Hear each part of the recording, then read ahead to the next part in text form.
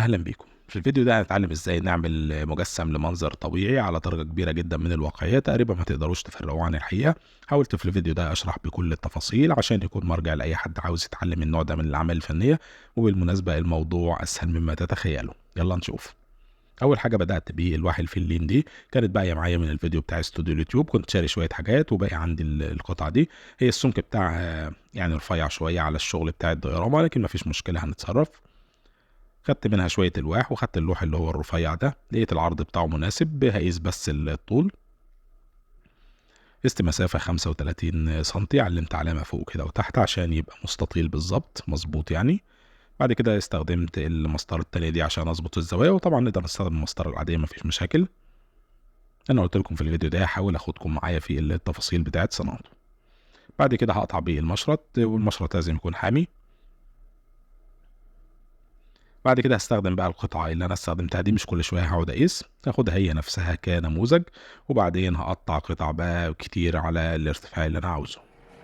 وطبعا زي ما عارفين الفلين بذروة الدنيا ملوش حل غير المكنسة، هنضف كده كل شوية كل ما بقطع كام واحدة. هكمل بقى تقطيع لحد ما يوصل عندي العدد ده، ولو في عندكم حتة مش مكملة ممكن نقطع جزئين مع بعض بنفس المقاس زي القطعة اللي فوق دي، مفيش أي مشكلة. الخطوة اللي بعد كده هبدأ أرسم الشكل بتاع التصميم نفسه. أنا عاوز أعمل مكان صخري كده مرتفع، هيبقى يعني منطقة مرتفعة محوطة جزء فيه شلالات ومجرى مائي. فرسمت بيه القلم الشكل بتاع التصميم شكل عشوائي كده، وبعدين هقطع الجزء اللي في النص ده بالمشرط. هستخدم نفس الجزء ده كنموذج عشان أعمل باقي الأجزاء التانية. الموضوع بسيط، مجرد ان احنا بنعلم بالقلم، وبعد كده برجع اقطعهم تاني، وبعدين هلزقهم في بعض باستخدام مسدس الشمع.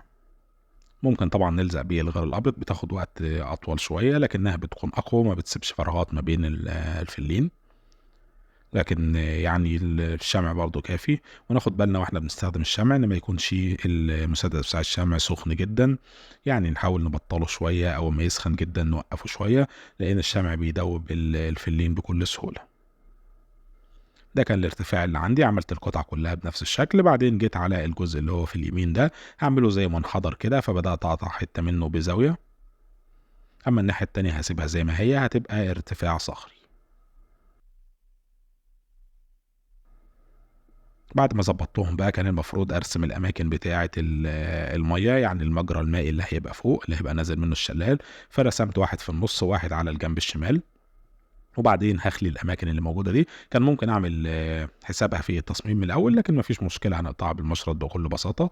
شلت طبقه وبعدين حسيت ان هي لسه مش عميقه قوي، فشلت طبقه كمان. ودلوقتي جماعات بقى صناعه الصخور، انا عملتها بكذا طريقه على القناه قبل كده، لكن المره دي طريقه مختلفه خالص. كان عندي الصخور دي كنت مجمعها من الشارع ومنضفها، عندي بقى لها سنتين تقريبا، ده وقت بقى الاحتياج ليها. بعدين هستخدم الورق بتاع الفويل، ورق الالومنيوم، هقطع منه جزء، وبعدين هتني الجزء ده على بعضه، ما تبقاش طبقة واحدة بس عشان ما تتقطعش بسهولة. وممكن كمان ان انا اعملها 4 طبقات، لقيتها كبيرة شوية يعني فتنيتها كمان مرة. وبعدين هستخدم الواجهة بتاعة الصخرة، طبعا مش كل الواجهات زي بعض، اشوف الناحية اللي شكلها عاجبني، وبعدين هحطها على الورق بتاع الفويل وابدا اضغطها كده واضغط بصوابعي. وكمان ما فيش مانع ان احنا نستخدم اي حاجة بلاستيك، بس تكون الحواف بتاعتها مش حادة عشان ما تقطعش الورق الفويل. طبعا احنا هنا بنحاول نصنع يعني قالب نعمل بيه الصخرة، وإن كان طبعا ورق الفويل ما بياخدش كل التفاصيل، مش زي السيليكون بالتأكيد ولا زي الحاجات الاحترافية اللي هي أسعارها غالية جدا، لكن هو بيدينا الشكل العام بتاع الصخرة، يعني هيوفر علينا جزء كبير من النحت. بالنسبة للصخرة الكبيرة حطيت 3 حتت من الورق بتاع الألومنيوم على بعض، وبرضه ضغطتها بنفس الطريقة، وهبدأ بقى أصنع أشكال مختلفة. والحتت الزيادة دي ممكن نقطعها عادي، يعني مش هتفرق معانا في حاجة. هكمل باقي الصخور، يعني هعمل عدد صخور يكون مناسب للمساحة اللي أنا عاوزها. بعد كده بقى هنجيب حاجة نفرشها عشان هنزروت شوية في الجبس والأسمنت.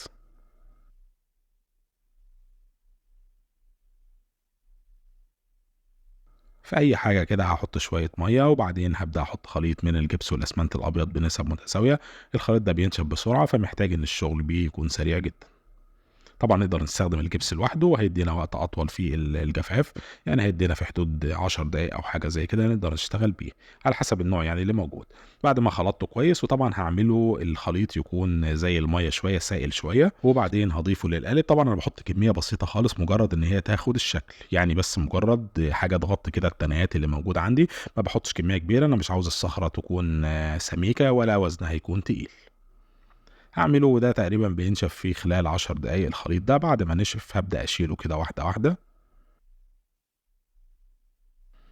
وهتلاحظوا هنا إن الصخرة خدت اللي إحنا عملناها بالجبس يعني خدت الشكل بتاع الصخرة التانية، وإن كانت تفاصيل ناعمة شوية بس ما فيش مشكلة هاعرّفكم هنضبطها إزاي بعد شوية. بعد كده هاجي على الصخرة من ورا وأعمل فيها زي أنفاق كده، هانحتها وبتتنحت بسهولة جدًا، باخشنها كده عشان لمّا آجي ألزقها بعد كده هيخلّي الثبات بتاعها قوي. لأن الجبس والأسمنت اللي هنستخدمه في لزقها هيدخل في الشوي اللي موجودة دي، وهيخلي الثبات بتاعها أقوى بكتير. نرجع بقى للواجهة الصخرية بتاعتهم، وعشان أخلّي شكلها أحسن بدل ما هي ناعمة كده، لإن زي ما قُلت لكم أنا مستخدم ورق الفويل يعني ده حل رخيص جدًا بدل الحاجات الاحترافية. هابدأ أنحت وأمشي مع نفس الاتجاهات اللي موجودة في الصخرة الأصلية، بس هاعمّقها شوية، مجرد بس إن أنا أعمّقها، وما فيش مانع برضه نعمل بعض الشقوق بنفسنا يعني لو شُفنا إن مكانها مناسب. تقدروا تتفرجوا على صور للصخور وتشوفوا الشكل بتاعها وتحاولوا تمشوا عليه. فهنا بس أنا باعمّقهم شوية عشان يبقى شكل الصخرة أحسن. يعني هو الموضوع ده بياخد شوية وقت، لكن في الآخر بالاقي نتيجة كويسة جدًا بتكلفة لا تُذكر. هاكمّل بقى باقي الصخور بالمنظر ده، ولو في حاجة متدارية يعني أو مش هتبقى باينة أوي في التصميم مش لازم. ندخل بقى على صناعة القاعدة، وأنا بافضّل إني أعمل قاعدة خشبية لكل المجسمات أو الديورama اللي باعملها. بيحافظ عليها طبعًا وبيخلّي الfinish بتاعها أحسن، حتى لو حاجة زي كده اتباعت تقدر تعيش سنين من غير مشاكل. علّمت المقاس بتاع المجسم أو القطعة بتاعة الفلين، وهاقطعه باستخدام المنشار.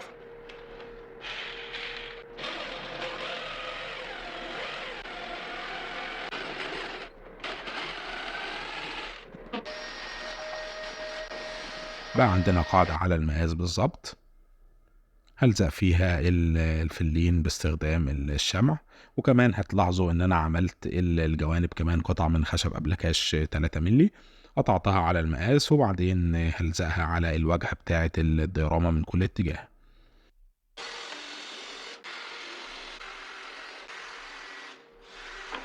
في الأول باعمل إخرام في الجزء بتاع القاعدة الخشبية، وبعد كده باحط الغيار الأبيض وأضيف الجزء الخشبي الأبلكاش يعني وأثبته بالمسامير لحد ما الغيرة دي تجف.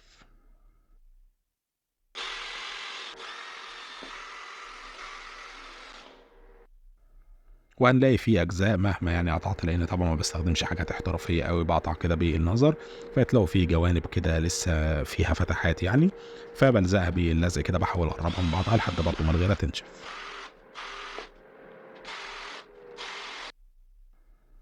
وجه بقى الوقت بتاع تثبيت الواجهة الصخرية، بابدأ أحطها كده في مكانها وأعلم على شكل الفلين من قدام عشان أقطعها على المقاس. يعني طبعًا قبل ما ألزق لازم أجربها في مكانها عشان أشوف إن شكلها هيكون مناسب. بعد كده باكسّر الحتت دي وما يهمكمش لو الصخرة نفسها اتكسّرت ل20 حتة ما فيش أي مشكلة، إحنا كده هنلزّقهم جنب بعض. بعدين باجرّبهم زي ما قُلت لكم عشان أشوف شكلهم هيبقى عامل إزاي. لمّا الشكل عجبني هابدأ بقى ألزقهم. عملت خليط برضه من الجبس، هنا بس عملت جبس لوحده مش أسمنت عشان ياخد وقت شوية على ما ينشف. وبعدين باحط مَيّة على الجزء بتاع الصخرة من ورا، المَيّة دي هتساعد إن الجبس ينشف ويكون متماسك، يعني أقصد ما بين اللي ناشف وما بين الجبس الجديد. بعد كده بدأت أحطهم جنب بعض وبالفرشة كده باضبط الجبس اللي ما بينهم. لسه طبعًا الفراغات اللي موجودة دي هنقفلها ما يهمكمش منها دلوقتي. لزقت الواجهة الصخرية كلها زي ما انتم شايفين، وبعد كده هاستخدم برضو الجبس وابدأ احط كده في الفراغات اللي موجودة دي. هقفلها وممكن انعمها بفرشة متضاف عليها شوية مية يعني فرشة مبلولة. كمان هاقفّل الفراغات اللي موجودة دي، طلعت فراغات كبيرة شوية، لإن مهما قطّعت الفلين يدوي كده ما بيطلعش الزاوية 90 درجة بالضبط، وما بيطلعش كل الأجزاء مساوية بعضها، فقفّلتها بالجبس. لو المساحة دي صغيرة شوية كان ممكن أقفّلها بالمعجون بتاع الخشب. كمان هاغطّي الأرضية كلّها الجبس، وما تقلقوش الجبس ده بيمسك في الفلين كويس، مش هيتكسر ولا هيحصل له أي مشاكل. غطيتها كلّها، وزي ما قُلت لكم كده بالفرشة بانعّم الأجزاء اللي هي ما بين الصخور ضفتها. وطبعًا محتاجين نضبّط وننضّف الزروطة اللي حصلت دي كلّها. الشغل بالجبس والأسمنت دايمًا بيعمل المنظر اللي أنتم شايفينه ده، مع إني يعني نظريًا كنت فارش حاجة على الأرضية.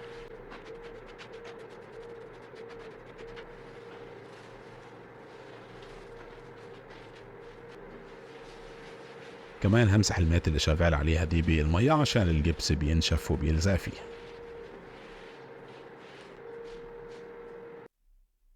بعد ما كل حاجة نشفت هاشيل بقى اللزق اللي لزقناه ده، ما عُدتش محتاجه خلاص. وهاستخدم أدوات النحت اللي عندي، أي أداة حادة يعني، عشان الحتت اللي إحنا لزقنا الصخور في بعضها أو الفراغات اللي إحنا سديناها شكلها ما بيبقاش متماشي مع الصخور، فبابدأ أمشي كده وأكسّر فيها بشكل عشوائي زي ما عملنا في الصخور قبل كده، وبامشّي الشقوق في نفس الاتجاه بتاعها عشان يبقى في الآخر الشكل كله منتظم وشكله كويس. بعدين هاستخدم معجون الخشب الجاهز بتاع الجدران ده، هاحط منه على الجزء اللي هيبقى فيه المجرى المائي، لأنه المفروض إن هو يكون ناعم. كمان أنا باضمن إن ما يكونش فيه أي فراغات، وباغطي أي حتت فيها فلين، عشان الريزن لو اتحط على الفلين بياكل الفلين ده وبيسيحه وهيعمل مشاكل كبيرة. فأكدت تماما إني أسدها بالمعجون.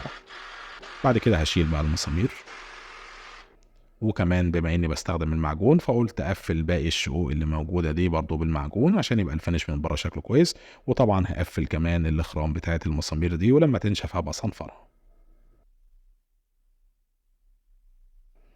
بعد كده هنبدأ التلوين بتاع الواجهة الصخرية. جِبت لون أسود، حطيت عليه كمان شوية كتير من الأبيض عشان عاوز أعمل لون رمادي، واللون الرمادي ضِفت عليه كمان شوية من البني الغامق. عاوز اللون ما يكونش رمادي بس كده بارد، عاوزه يكون دافي شوية. خفّفت طبعًا اللون بشوية مَيّة عشان الجبس والأسمنت دول بيشربوا المَيّة. وهابدأ ألوّن كل مكان في الواجهة الصخرية الأول باللون الأساسي بتاعنا ده. كمان هالوّن الجزء بتاع الأرضية بأي لون بني ينفع يمشي مع الأرضية، والمجرى برضه بتاع النهر بنفس الطريقة. بعد ما نشف اللون ده تمامًا هاعمل حاجة اسمها غسول من الأكريليك. هاستخدم لون أسود وكمان عليه شوية من البني، وأحط عليهم شوية مَيّة بس المرة دي كتير بقى شوية، وأحط عليهم نقطتين 3 كده من الصابون السائل العادي بتاعنا خالص.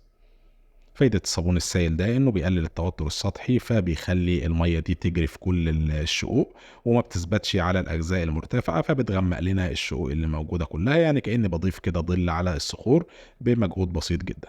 عملت طبعًا الصخور كلّها بنفس الطريقة، والمَيّة اللي وقعت زيادة دي واتجمّعت هنشربها كده بأي منديل.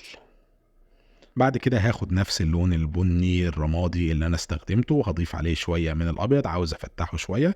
وبعدين هاعمل حاجة اسمها dry brushing. باخد الفرشة، والفرشة دي إحنا هنبهدلها معانا النهاردة، أحط عليها شوية لون، وبعدين أمسح أغلب اللون ده، وأبدأ أعمل تشبيحة كده بسيطة من فوق لتحت، على أساس إن الإضاءة جاية من فوق من الشمس يعني، فبتعمل لي الحواف بتاعة الصخور بتكون لونها أفتح شوية.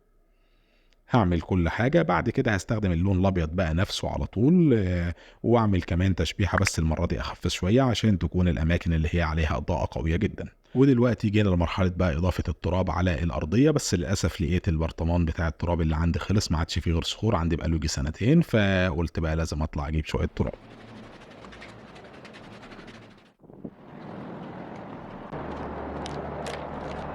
طلعت على السطح آخد منه شوية تراب. كان في منطقة كده بنزرعها، بس زي ما أنتم شايفين الزرع ما بيطلعش. يبقوا ركزوا معايا في النقطة دي عشان هاعرّفكم إزاي هنعقّم التراب عشان نقدر نستخدمه بأمان يعني.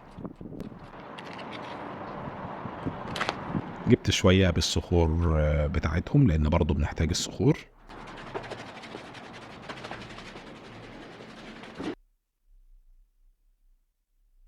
وبعد ما نزلت هاقسّم التراب اللي موجود ده في طبقين من اللي هم الفويل اللي بيتعمل فيهم طواجن البشاميل والحاجات الجميلة دي، لكن للأسف المرّة دي هنعمل فيهم تراب. قسّمتهم على جزئين عشان أقدر أقلّبهم بعد كده بسهولة. وكنت مسخّن الفرن على درجة 150 لمدة من قبلها، وبعدين أحطهم كده لمدة نُص ساعة أو ساعة إلا ربع، طبعًا ده بيسخّنهم وبيوصّل درجة الحرارة بتاعتهم لدرجة عالية، فبيقتل أي جراثيم موجودة، وكمان لو فيهم أي سوائل والّا حاجة بتنشف تمامًا.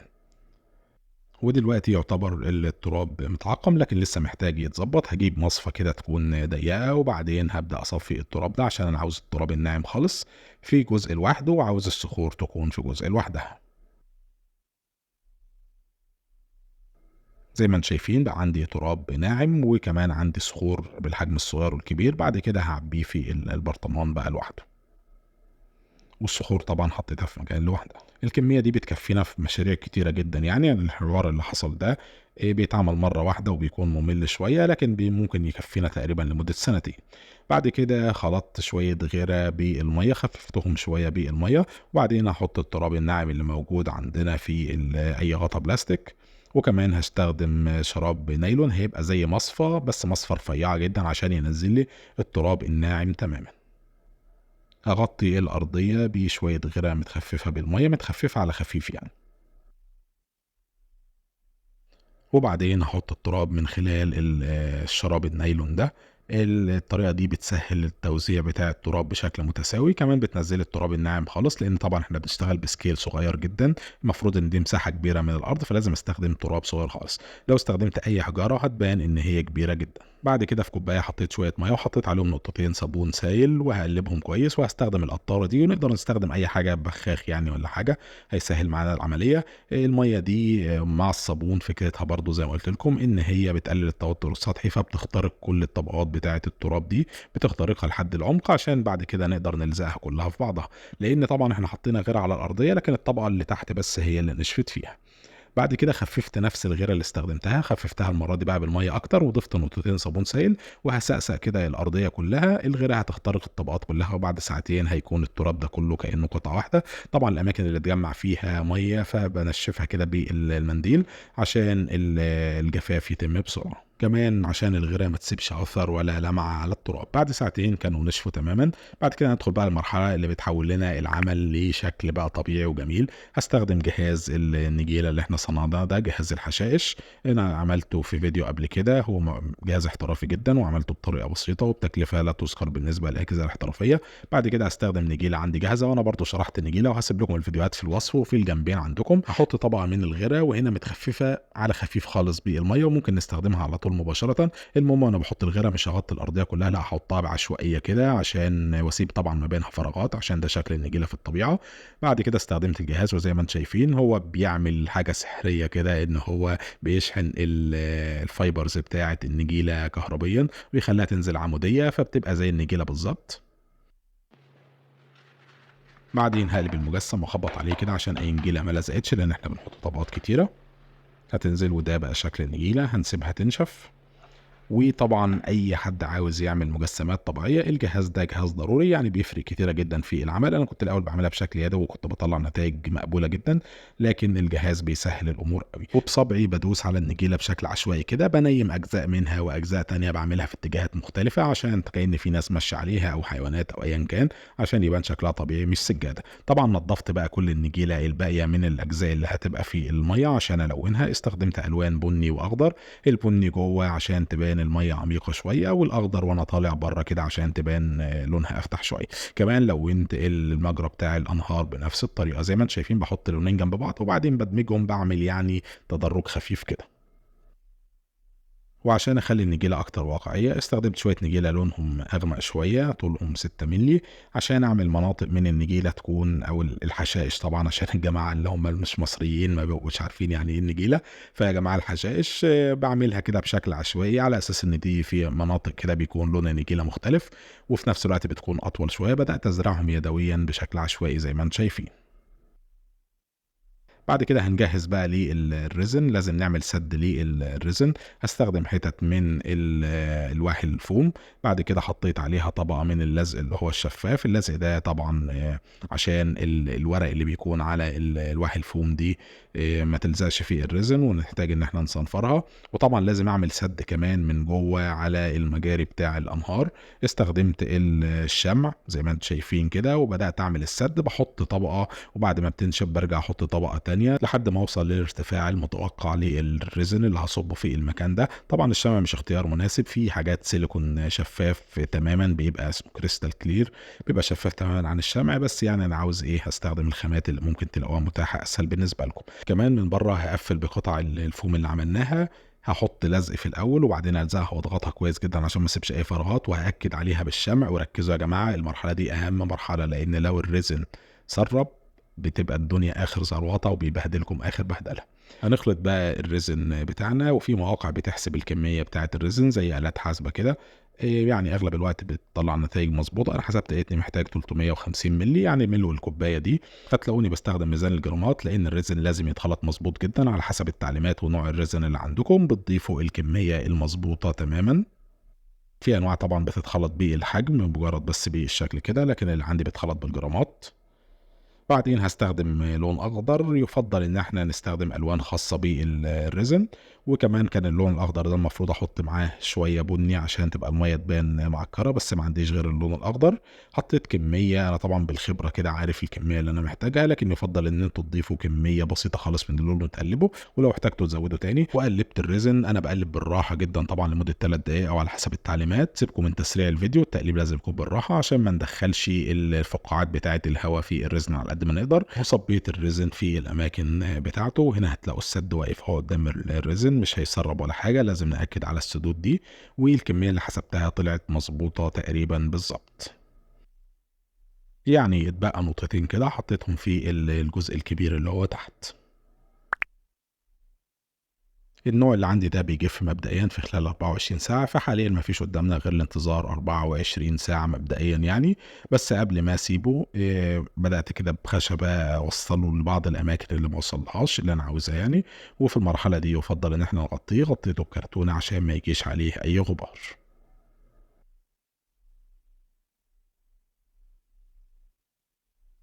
بعد 14 ساعة تقريبا كانت الطبقة الخارجية بتاعت الريزن جفت، وفي المرحلة دي نقدر نشتغل عليه، مش لازم ننتظر ال 24 ساعة. هشيل بقى السدود اللي موجودة دي، طبعا انا لازقها ومبرشمها حرفيا، فشيلتها بتبقى صعبة شوية، لكن بتعمل صوت جميل قوي بستمتع بيه. هسمعه لكم بعد ثواني.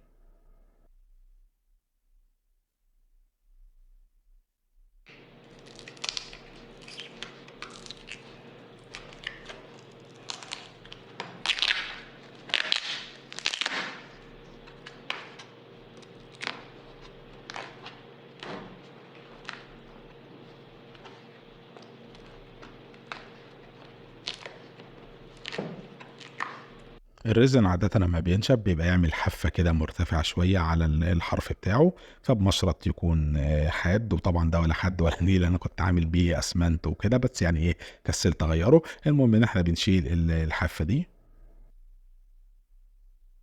تبقى حاجة رفيعة زي كده. بعدين بقى هندخل على المرحلة بتاعة الأمواج، وإزاي نعمل الأمواج في السكيل ده. المود بودج جلوس حاجة زي الغرق الأبيض، بس بتنشف بتلمع جدا وشفافة تماما. هحط منه طبقة سميكة شوية، مش سميكة قوي عشان ما تاخدش وقت طويل في الجفاف. وهستخدم الأداة المتطورة جدا دي الشاليمو، وهعمل بيها زي ما انتوا هتسمعوا دلوقتي.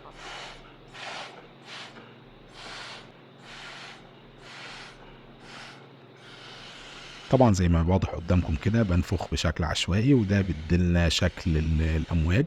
اما بتنشف بتبقى جميله جدا ومرتفعه، طريقه بسيطه خالص وسهله وتطلع نتائج طبيعيه. هنا بعد ما قربت تنشف في مناطق لسه منغمشه شويه، بس يعني المفروض انها تنشف شفافه. وحتى لو ما نشفتش شفافه مفيش مشكله، الميه دي الطبيعي ان هي تكون سريعه وعليها رغوه كده من اللي هي البيضه. وهنا بعمل الشلال بالشمع، بحط حتت منه كده جنب بعضها عشان تلزق. وزي ما قلت لكم الشمع مش افضل اختيار، لكن كويس يعني في الاخير بيدينا برضو نتيجة الى حد كبير معقولة.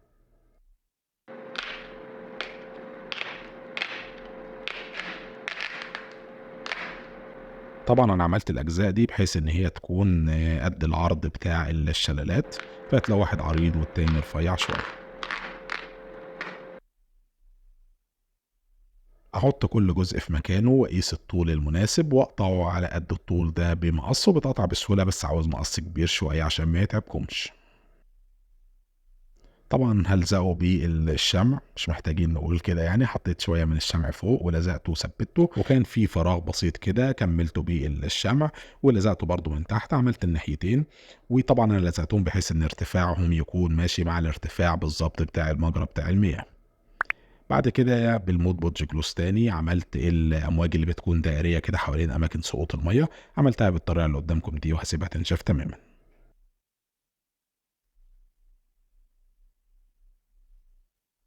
كمان الجزء اللي فوق بتاع مجرى الأنهار كان محتاج المَيّة تكون أسرع وشكلها فيها أمواج كتير في الجزء اللي فوق، يعني قرب نزول المَيّة من الشلال ده الشكل الطبيعي، فعملتها برضه بنفس الطريقة اللي فاتت وزوّدت كده الأمواج فيها شوية، وكمان حطيت طبقة من الموت بودج لإنه بيلمع أحسن من الشمع الطبيعي، فعاوز المَيّة دي تكون بتلمع.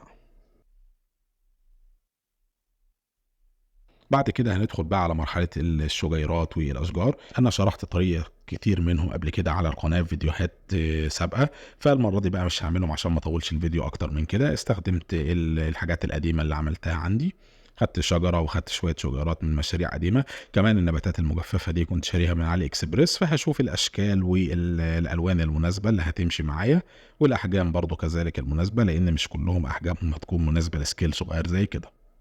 وبالمناسبة ناوي أعمل لكم فيديو كامل عن الشجيرات بأشكال مختلفة يكون أحسن من الفيديوهات اللي فاتت عشان ألزق الحاجات دي وتكون ثابتة في الأرضية. بحب أستخدم هاند دريل وأعمل خرم بسيط كده في الأرضية، وبنقطة من الغيرة الأبيض على الساق اللي موجود ده بثبتهم في الخرم اللي عملناه. طبعا نقدر نلزق على طول مباشرة خصوصا إن في نجيلة، بس ده يعني الخرم ده بيثبتهم بسهولة أكتر. هثبتهم بشكل عشوائي تماما، مكان ما بتقع عيني باخد اي حاجه واحط، لان طبعا زي ما انتم عارفين في الطبيعه لو بصيتوا على الصور هتلاقوا اي حاجه بتطلع في اي مكان تقريبا كده بشكل عشوائي.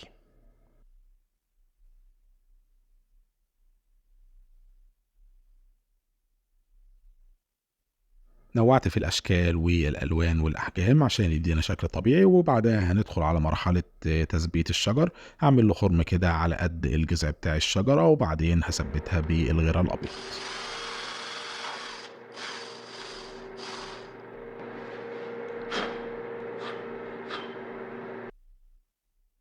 ثبت الشجرة الأولى وبعدين حسيت إني محتاج شجرة تانية فعملت شجرة على السريع كده، وهثبتها في المكان حسيت إن هو مناسب.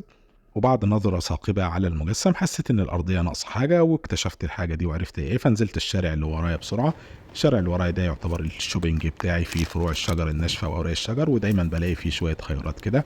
المشكلة إن كان كل النباتات اللي لقيتها بتشوك فعورتني، كان تعويرة صغيرة كده.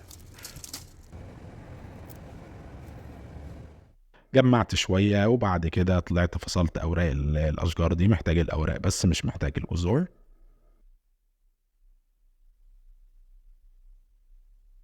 وهستخدم الكبة بتاعة البهارات دي اللي هي بتضرب على الناشف، هملاها كده وبعدين هضرب الأشجار دي وأفتتها.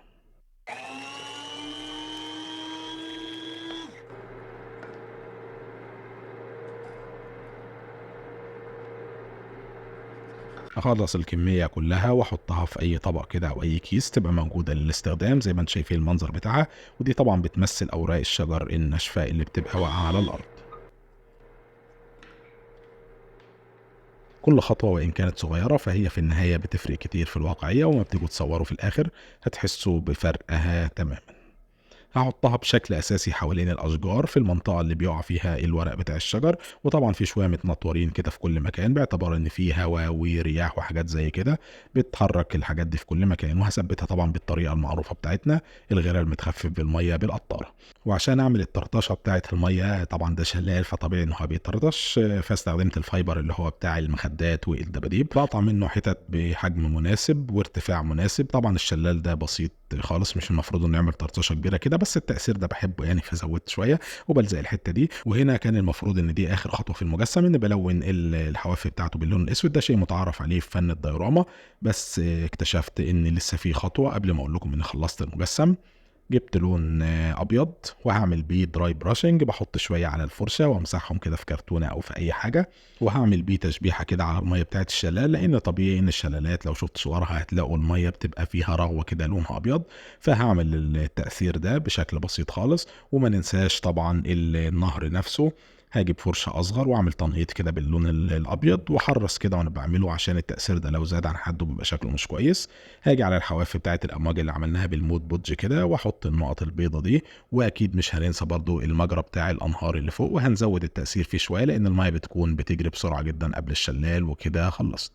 لو عجبكم الفيديو ما تنسوش اللايك والاشتراك في القناة، ما تنسوش كمان تعملوا شير مع أصحابكم اللي حابين يتعلموا النوع ده من الأعمال الفنية، ومستمر إن شاء الله معاكم في تقديم أعمال فنية جميلة ومختلفة بشكل بسيط وبشرح مفصل. والتعليقات يا إخوانا الله يكرمكم ركزوا لنا على التعليقات شوية، قولوا رأيكم في المجسمات، ولو عندكم اقتراحات لمشاريع جاية لو عجبتني الفكرة إن شاء الله أنفذها لكم في أقرب فرصة، وأسيبكم مع النتيجة النهائية. سلام.